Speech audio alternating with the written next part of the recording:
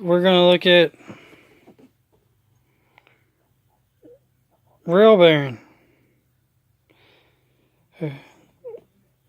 Everybody talks about Ticket to Ride and these other railroad game companies. Well, railroad board games and everything. Well, this is rail bearing, which is an Avalon Hill game that was probably the first railroad game that ever come about. You get to be one of the old railroad tycoons from the old days. Let's check it out. It's rail bearing. It's a game of building railroad empires. Only in America. You are living in the heyday of the locomotive. You are Jay Gould, and you have just added another railroad to your vast railroad empire. Flourished with success, you now retire to the territorial splendor of your very own Pullman Palace car. The dream ends, you awaken to reality with the thought, just another fantasy. But for the grace of Avalon Hill, your dream continues.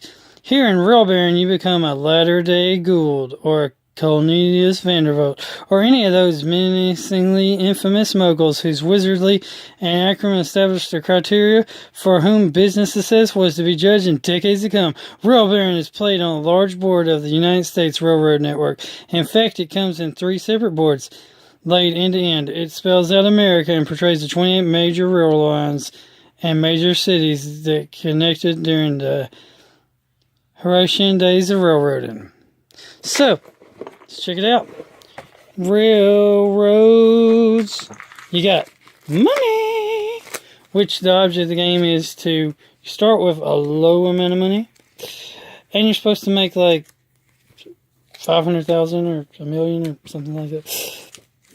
You got these chips, which represent the city you're going to the city you are at, to the city you're going to.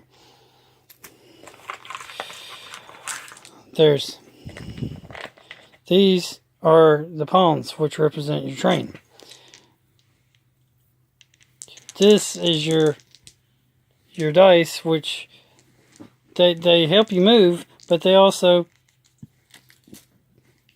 you have this track.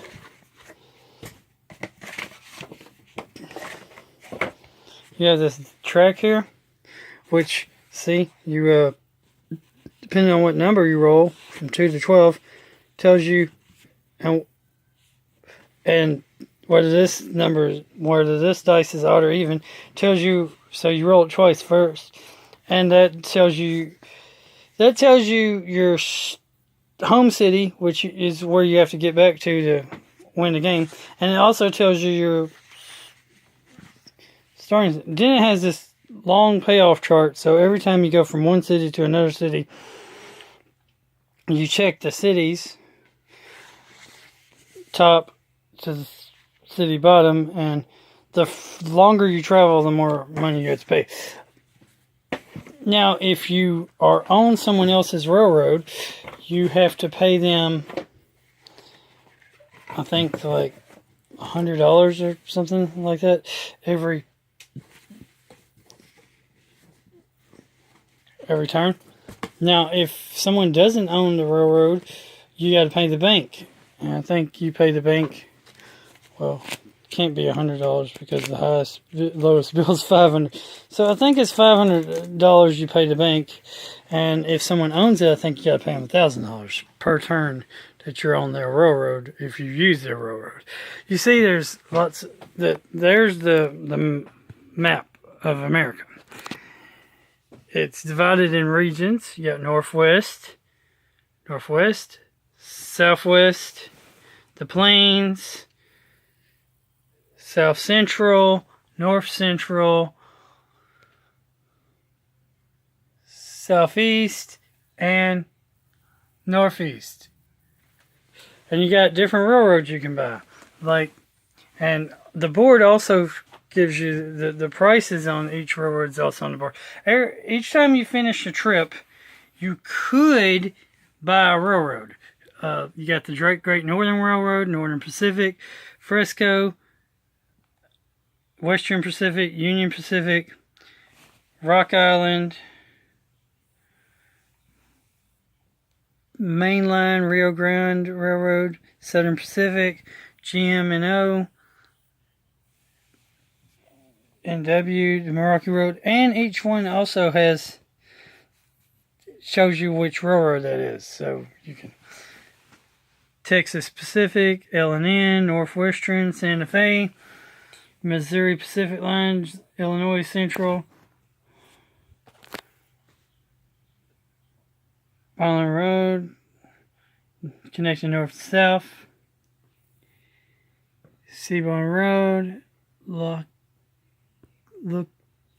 Southern Railroad, Atlantic Coast, CNO, B&O, New York,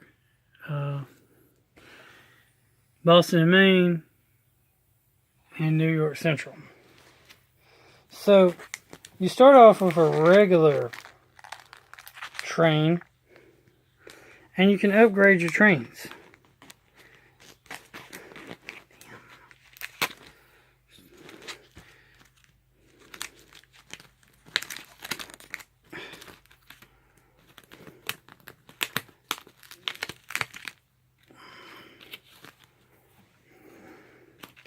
You can upgrade them I'll have to find the rules, but you pay, like, I think, a certain amount of money to upgrade to the express train, which lets you go again if you roll doubles.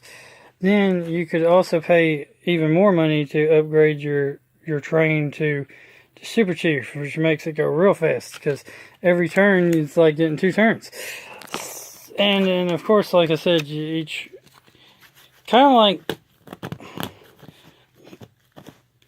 it's kind of like Monopoly, where in the manner where you can buy railroads, but you're only allowed 1 railroad per trip. So you can't buy a railroad at the end of the turn. You can only buy a railroad. I believe you can only buy a railroad you used that trip, but I don't really follow that rule because that makes it a little harder. But I think that's the official rules, and I'm not sure. I guess you could make that a little house rule if you wanted to. But anyway, you got each railroad has their own little title deed card. You can't mortgage them like in Monopoly, so but you do make money off of them every time someone uses them. So here's the New York, New Haven, and Hartford. It costs $4,000. It tells you the acronym, name of the railroad, price of the railroad, and you could theoretically sell these railroads to other players in a trading mode. I mean, but that's not really the point of the game, but you could. So here's Western Pacific. It's $8,000, and it shows you what region and the logo of the railroad. These are all actual railroads that some still exist today. See, Chicago and Northwestern was $14,000, and see, some railroads are in more than one region. Southern Pacific, $42,000. It's in 3 regions. Chicago, Milwaukee, St. Paul, and Pacific, $18,000. It's in 3 regions.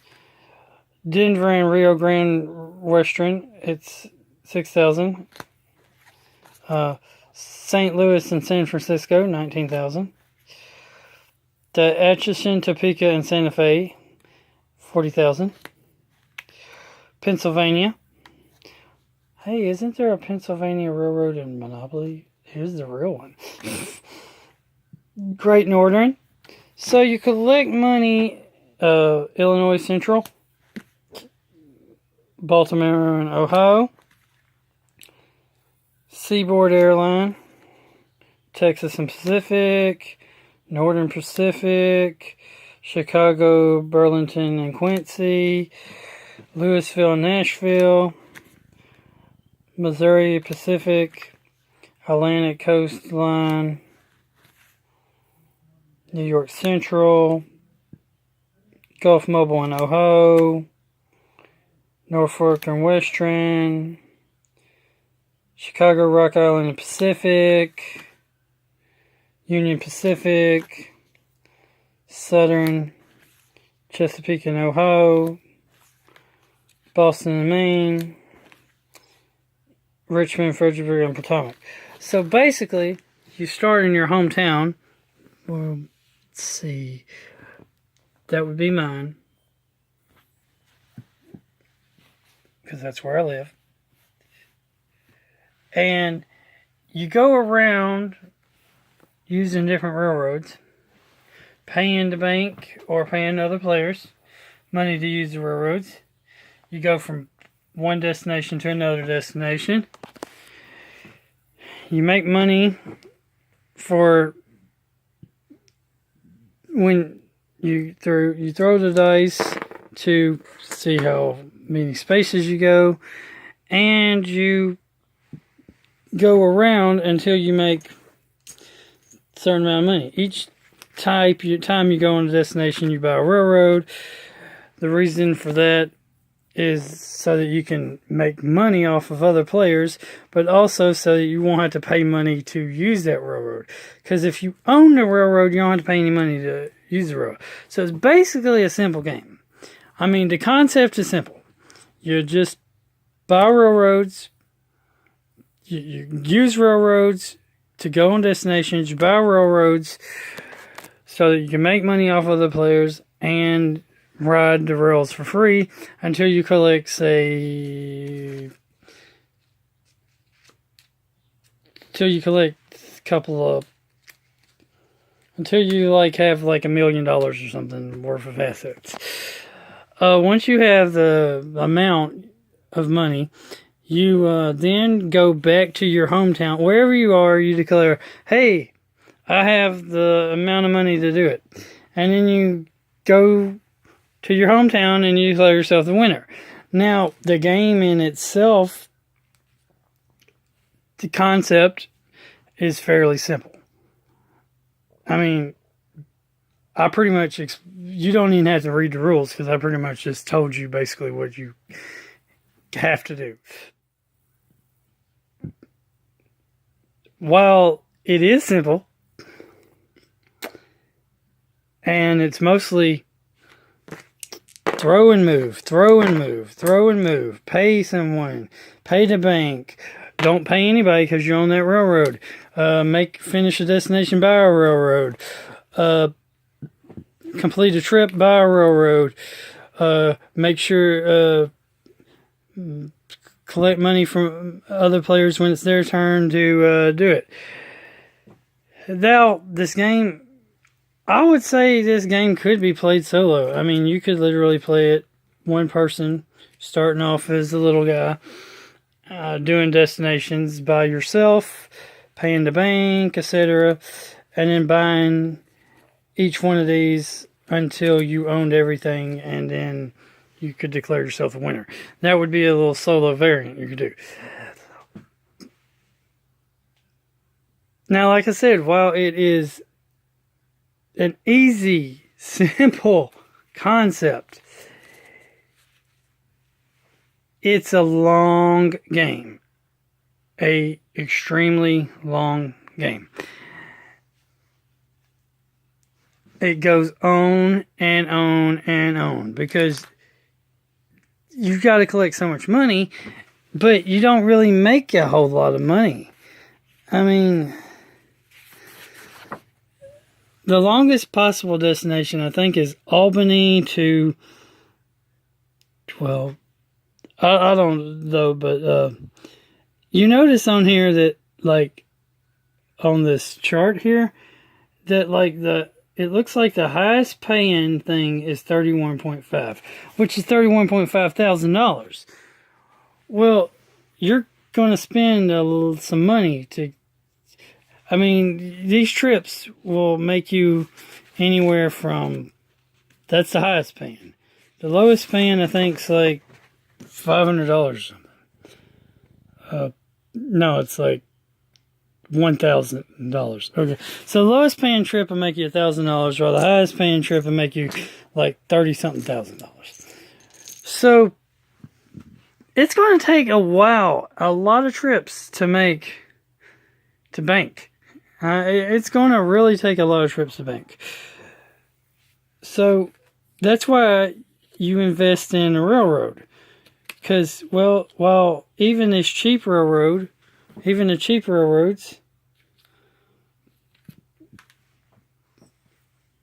at least that means you have a net worth of whatever the value of the railroad is. Plus, if there are a few railroads that are so small, but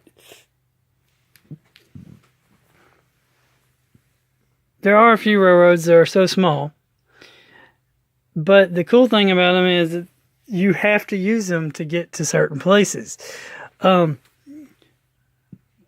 Like B&M, for example. Look at that. If someone has to get to Portland, the only way they can get to Portland is to use the B&M Railroad. They have to use the B&M Railroad. I was just noticing. So there are certain railroads. So it comes in handy to own that one, because anytime Portland lands, you're going to make $1,000. I mean, and if you have to go to Portland a lot, yeah. But then there's also these huge railroads. They cost a lot of money. They're like $40 something thousand railroads, or $30,000 or whatever. But the advantage of a huge railroad is it's like this blue one right here. This blue one, it literally goes almost throughout the whole entire country. So you can use all that lines for free. You don't have to pay anything. And anytime someone has to use your railroad, they got to pay. And the cool thing about other people paying is they don't just pay you once for using all your railroads. They got to pay you for each railroad they use. So if you own 2 railroads and they use 2 of your railroads in the same term, they got to pay you $2,000, not just $1,000. It's per railroad. So the advantage of owning railroads is you make money off the other players. Now, you could theoretically bankrupt another player. I mean, it's a possibility that someone could spend more money than they have and go bankrupt, but I haven't seen it happen as I've played it. But it could happen. So that's pretty much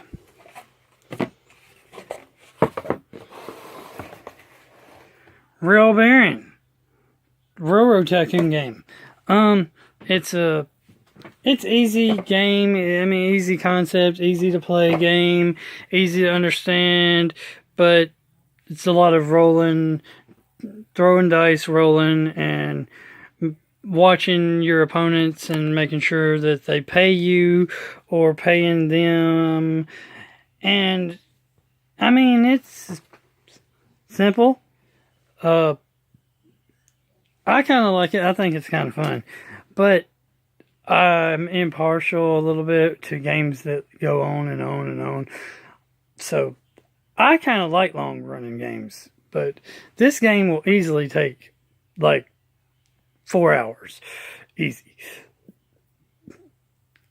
I mean, I'm not sure how they could make it faster, but this game was made back in the day when you had families and they didn't have televisions, they didn't have video game machines, so you had families that just, after everybody worked and they had free times on the weekends, so like Sunday after church or something, they'd pop out a game like this, and nobody cared if it lasted like 4 or 6 all day until the evening.